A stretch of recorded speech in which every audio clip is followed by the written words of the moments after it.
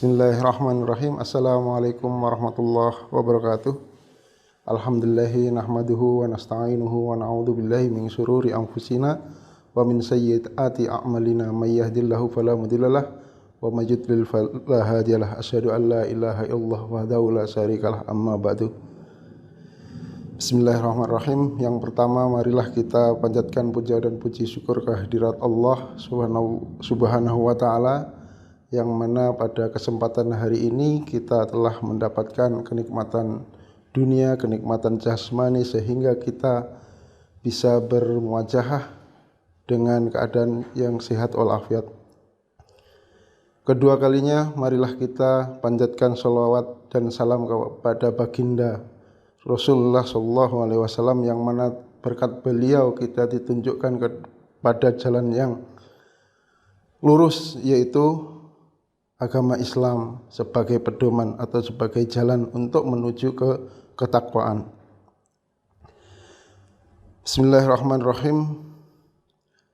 Dalam Islam ada bangunan yang harus kita teguhkan, yaitu diantara ada 5. Asyhadu an la ilaha illallah wa anna muhammadan abduhu wa rasuluh wa iqamis sholati wa ita'iz zakati wal haji baiti wa shaumi Ramadan. Yang perlu kita bahas karena kita memasuki bulan Ramadan, awal Ramadan, mari kita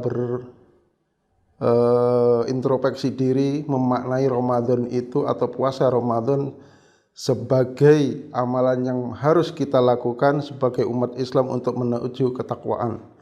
Ada beberapa hal dalam puasa Ramadan.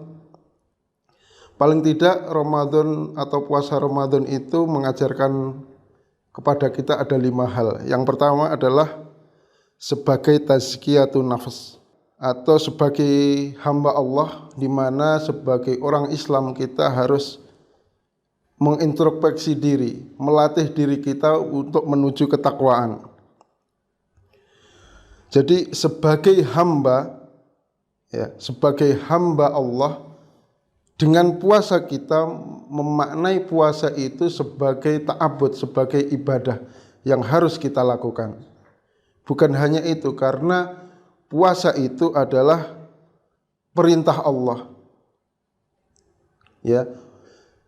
Perintah Allah yang harus kita jalani.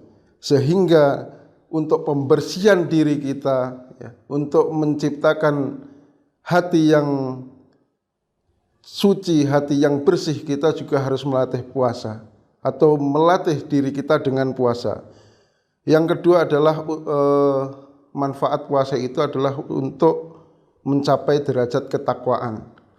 Dengan adanya puasa kita dilatih untuk bagaimana tirakat, bagaimana kita itu melatih diri kita sebagai orang yang tidak makan. Tujuannya adalah bagaimana kita nanti merasakan sebagai orang-orang yang kekurangan dalam rezeki kita, sehingga kita merasakan bagaimanakah karunia Allah yang diberikan kepada kita itu sangat besar manfaatnya. Kita bisa mengintrospeksi diri bahwa seperti inilah orang yang kekurangan makan. Kita menahan haus bukan sekedar haus, tapi bagaimana kita meresapi bahwa karunia Allah yang kita berikan ketika kita mendapatkan rezeki yang banyak itu, kita bisa memikirkan bagaimana Allah itu telah memberikan karunia yang sangat besar. Yang ketiga adalah puasa itu sebagai proses mendidik diri kita sebagai orang yang baik. Dengan seorang dilatih untuk membiasakan diri bersabar, berjihad di jalan Allah, dan juga untuk menahan dan mengibarkan puasa sebagai perisai, ini adalah salah satu contoh bahwa puasa itu sebagai pendidik dalam diri kita. Jadi dengan adanya puasa kita bisa menahan hawa nafsu, menahan amarah. Kita dilatih menahan diri kita untuk selalu emosi. Dengan seperti itu kita bisa bersabar, tenang dalam kehidupan menghadapi segala sesuatu. Dan yang terpenting adalah kita bisa bersabar dan bertawakal kepada Allah. Yang keempat adalah untuk menahan syahwat. Nah, ini yang paling penting.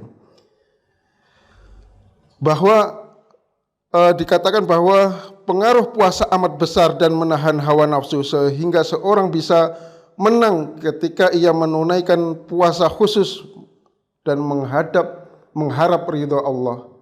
Tujuannya adalah mengharap ridho Allah. Guna apa? Puasa ini bukan hanya sebagai ritual semata, tapi juga untuk mengharap ridho Allah.